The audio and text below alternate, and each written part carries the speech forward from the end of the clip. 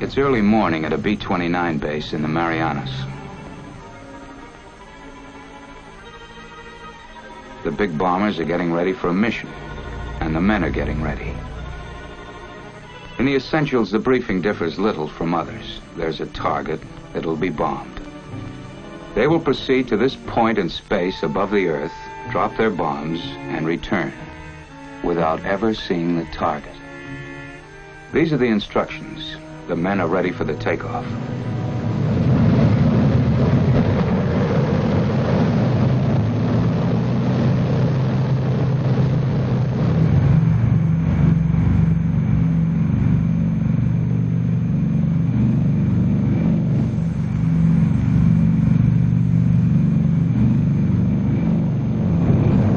Hours aloft. The huge armada of superforts has spanned over 1,000 miles of trackless waters. The weather bears out the forecast. Clouds, heavy overcast, all the way to the target. At 23,000 feet, they're above it.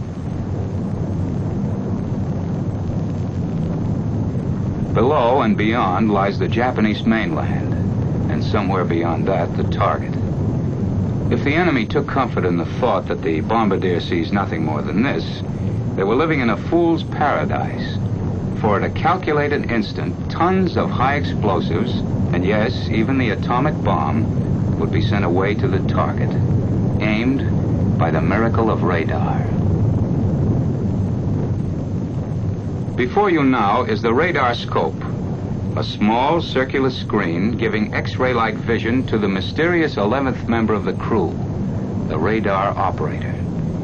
Until recently, we've known little of what he does, and even less about the instruments he uses.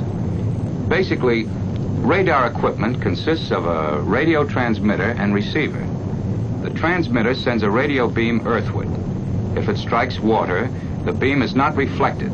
The receiver picks up nothing, and the scope appears dark, as it is now over the Pacific Ocean. But if the beam strikes a solid object, such as land, it's reflected and shows light on the scope. Watch. Something's coming in now at the upper left. Adjusting the receiver controls sharpens the picture. There they are. 2 islands, both with mountains on them. That should make them easy to identify.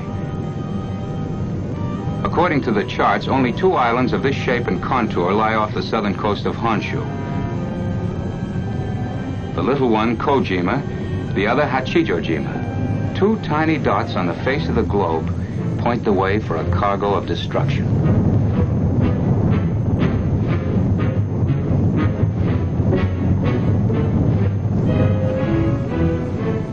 Seven hours, 10 minutes elapsed time.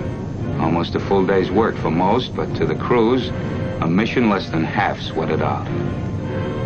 The picture on the scope warns of entry to the critical zone. The return shows a large landmass, Japanese coast, over 100 miles of it. You see that bright spot at the top of the peninsula? Not exactly the picture in travel folders, but that's beautiful Fujiyama.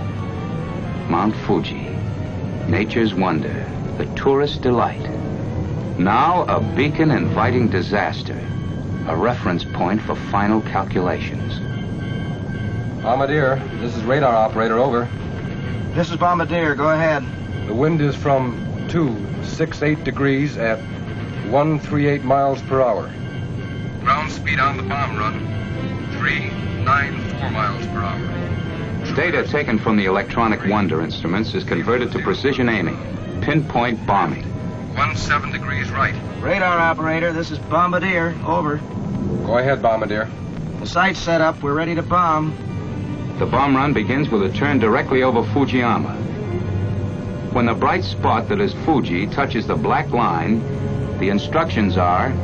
Pilot, start 1/4 needle with turn, rolling out on the heading of 31 degrees. Roger.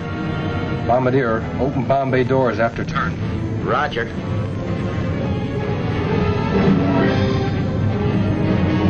The moment for decision has arrived. The moment when the target must be singled out from hundreds of other invisible targets.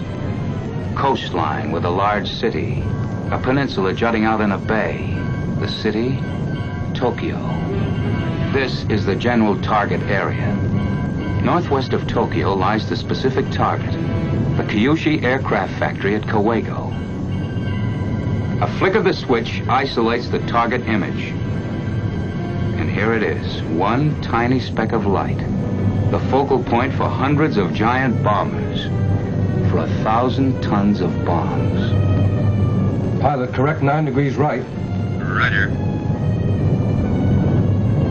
Ready on 70 degrees. Ready? Mark.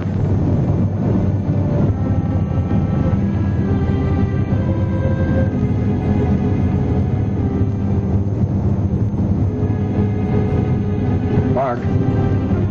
At the split second before the bombs are released, the radar operator sees this. Bombs away.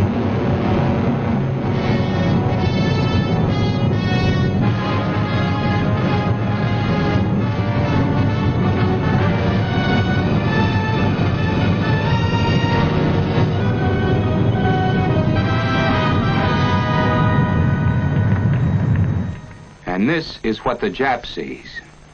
His cities, his factories, in ruins. A lot of you out there are probably asking, well, why show us this? The war's over. Well, we wanted to let you in on one of the big secrets of the war. Thought you might be interested. Yes, you're right. The war is over, and we won it. And by we, I mean the foot soldiers, the men at sea, the crews who flew the missions, you men and women who worked in the factories, the scientists who gave us radar and the atomic bomb, and every last man, woman, and child who bought war bonds. That was all part of winning the war. But now there's a matter of the peace. Most of the men in uniform will be returned to civilian life.